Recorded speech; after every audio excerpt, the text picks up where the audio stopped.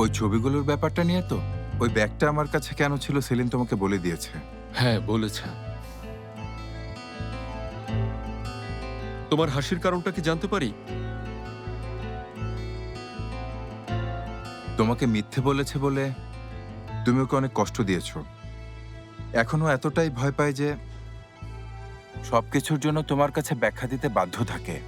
তবে যাই হোক, প্রতিটা মানুষেরই প্রাইভেট লাইফ থাকে, সিক্রেট থাকে, কিছু বিষয় থাকে যা সে শুধু নিজের মধ্যেই রাখতে চায়। এটাই স্বাভাবিক।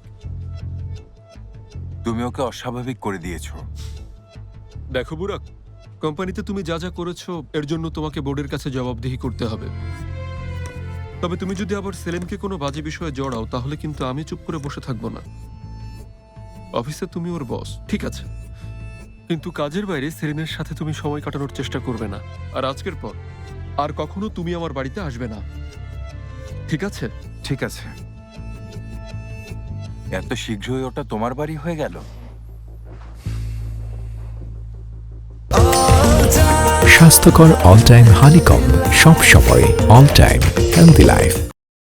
ওটা আমার আর সেলিনের দুজনেরই বাড়ি, আর আমি তোমাকে আমার বারান্দায় না মাতাল অবস্থায় না আমার দরজায় সুস্থ অবস্থায় দেখতে চাই। তোমার জায়গায় যদি আমি হতাম তাহলে আমিও রাগ করতাম। কিন্তু তুমি একমাত্র ব্যক্তি না যার সেলিনকে নিয়ে চিন্তা আছে। হ্যাঁ, মানছি আমি ভুল করেছি, কিন্তু আমি কখনো সেলিনের ক্ষতি করার চিন্তা মাথায় আনিনি। ওই ব্ল্যাকমেইলের খামটা যখন সেলিনের হাতে দিয়েছিলে তখন তুমি তোমার নিজের ভুলগুলোর মাসুল দিয়ে তোকে ব্যবহার করেছিলে। তোমার স্মৃতিশক্তি যদি দুর্বল হয় তাহলে মিথ্যে বলা উচিত হবে না বুরাক, না হলে তোমার বলা কথাগুলো মিলবে না। ওই দিন আমি খামটা ফেরত নিয়ে তো ওখানে গিয়েছিলাম। হয়েছে, যা হয়েছে তার ব্যাখ্যা আমি চাই না। সেলিনের কাছ থেকে দূরে থাকো, এটাই যথেষ্ট। সেলিন তোমার জন্য বদলাতে পারে, কিন্তু একদিন ও নিজেকে আর চিনতে পারবে না। সেদিন ও নিজেকে জিজ্ঞেস করবে তুমি ওর যোগ্য কিনা।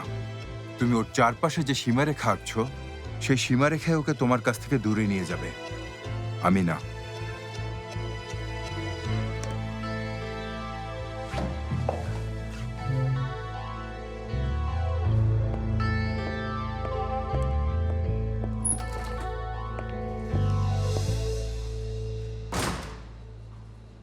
তোমরাও আমার সাথে চলো না, আমি সেখানে একা গিয়ে কি করব? প্লিজ না বলো না। মারবে, এখন সময়টাই এমন যে আমি চাইলেও তোমার সাথে যেতে পারবো না। সবকিছু তো ঠিকই আছে, গেলে সমস্যা কোথায়? আসলে দেখো, দেমির আর আমার রিলেশনটা সেন্সিটিভ হয়ে পড়েছে। মানে দেখছোই তো, একের পর এক ঝামেলা লেগে আছে। তাই ওকে দুদিনের জন্য একা রেখে আমি যেতে চাইছি না। কিছুই হবে না। ঠিক আছে মার্ভো, শোকে আর জোর করো না, ভয় পেও না, আমি যাব তোমার সাথে। রাগ করো না, এবারের জন্য মাফ করে দাও।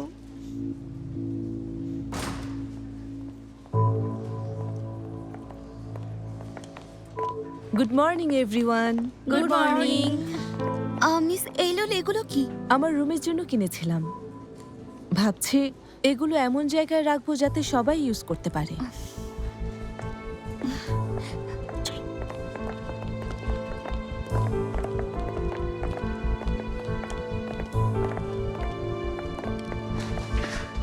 আচ্ছা আজমি, এখানে কিছু সুন্দর কাপ রাখতে হবে, বুঝতে পেরেছো? এই কাপগুলো আমাদের কোম্পানির সাথে মানানসই না। ঠিক বলেছেন মিস এইলুল, স্টোর রুমে কিছু নতুন ডিজাইনের কাপ আছে, আমি গিয়ে এখনই নিয়ে আসছি।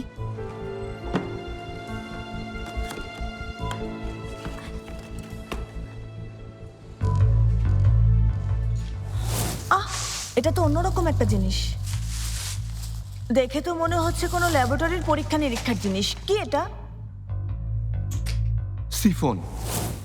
মিস এইলুল, এটা কি? সিফন।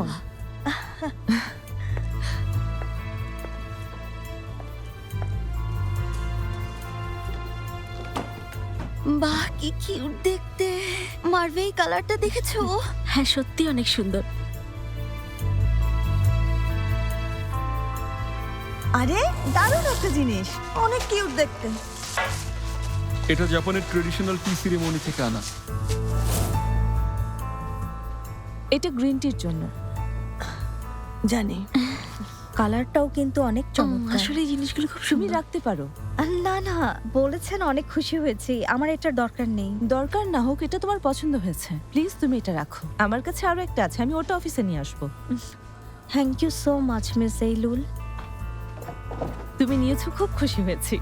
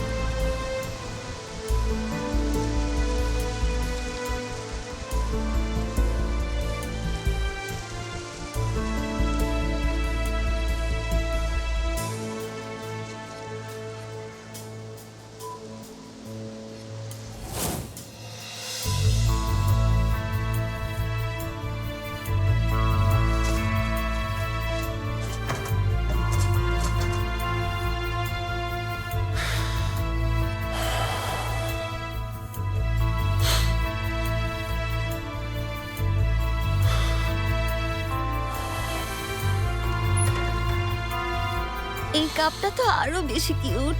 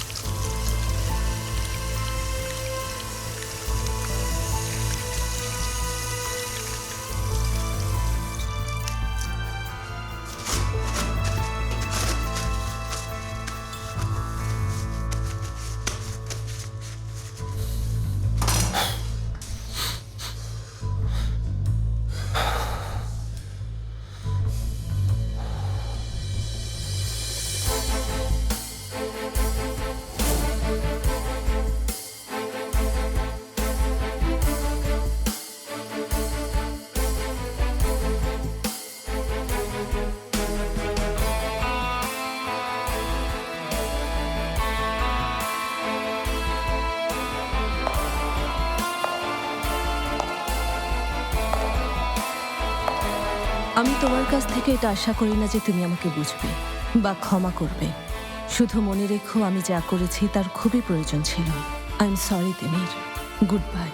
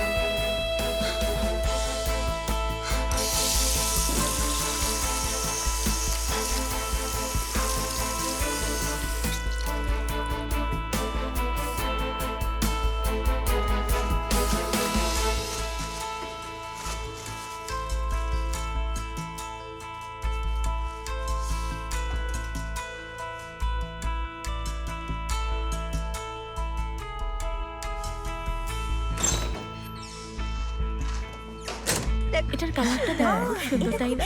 আমি একটু বাইরে থেকে আসছি মিস আজমি।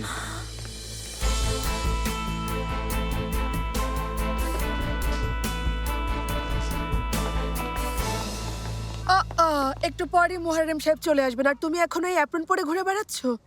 তাহলে আমি কি করব? হ্যাঁ, মুহাররম সাহেব তো আর আমাকে দেখার জন্য এখানে আসছেন না, উনি আসছেন বাড়িটা মেরামত করতে।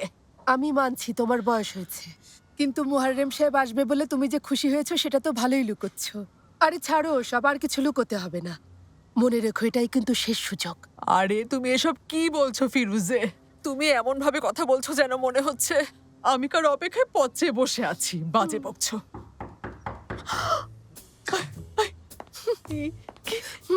বুঝতে পেরেছি তুমি কারোর জন্য অপেক্ষা করছো না। জলদি এটা খুলে নাও লাইলা। আরে দেখি এটা খুলতে এখানে হবে দাঁড়াও তো, না। চুপ করো। এদিকে ঘোরো, আমাকে খুলতে কি দাও। করছো? ঘোরো। ছাড়ো ছাড়ো, তোমাকে বললাম তো এখন এটা খোলার দরকার নেই, শুনছো না কেন? এবার যাও যাও।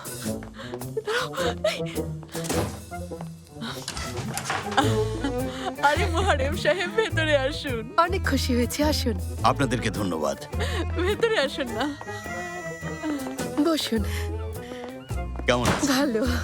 বাড়ি খুঁজে পেতে কোনো অসুবিধা হয়নি তো মুহাররম সাহেব? কি যে বলেন, যে বাড়িটা আপনারা আলোকিত করে আছেন সেটা খুঁজতে কিসের কষ্ট। আপনি এসেছেন অনেক খুশি হয়েছি মুহাররম সাহেব। লেইলা আপনাকে পুরো বাড়িটা ঘুরিয়ে দেখাবে। আমাকে একটু ক্যাফেতে যেতে হবে। আশা করি আমি না থাকলেও আপনার কোনো অসুবিধা হবে না, তাই না? ঠিক আছে, আমি আসি তাহলে। মিস ফিরুজে, দাঁড়ান, এটা আপনার। অনেক ধন্যবাদ। আচ্ছা, আমি তাহলে আসছি।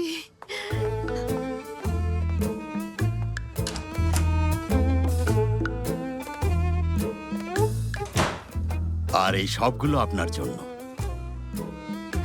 ফুলের জন্য অনেক ধন্যবাদ মুহাররম সাহেব। ধন্যবাদ দিতে হবে না। চলুন এখন আপনাকে আমি বাড়িটা ঘুরিয়ে দেখাচ্ছি, আসুন।